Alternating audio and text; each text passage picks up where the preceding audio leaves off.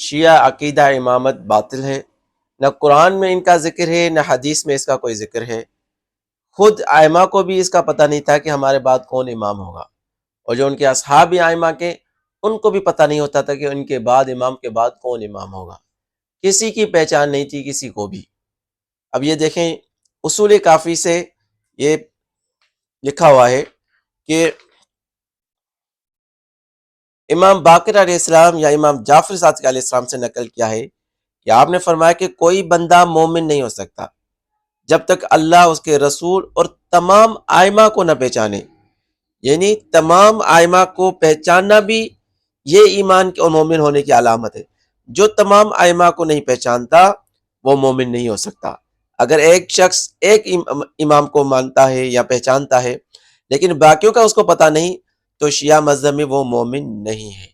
اب آئیے ابھی بتاتے ہیں کہ اسی کتاب سے دکھاتے ہیں کہ کون کون باقی مومن بچتا ہے۔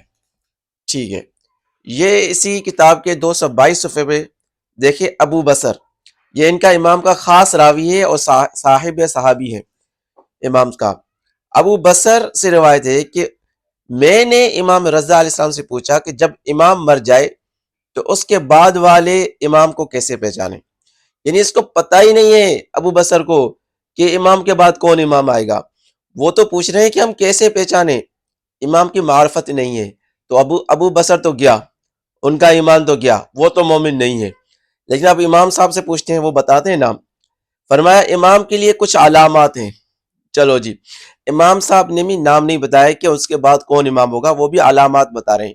یعنی ان کو بھی نہیں معلوم، امام صاحب کو نہیں معلوم کہ میرے بعد کون امام ہوگا، تبھی تو علامات بتا رہے ہیں۔ اس میں سے کچھ علامات بتائیں کہ وہ بڑا بیٹا ہوگا اور لوگ اس کی گواہی دیں گے، اس طرح کی کچھ علامات بتائیے۔ تو نہ امام کو پتہ ہے کہ اس کے بعد کون امام ہوگا، نہ ان کے اصحاب کو پتہ ہے کہ اس کے بعد کون امام ہوگا۔ تو اسی طرح خود ان کا فتویٰ ان کے اوپر جا کر لگتا ہے۔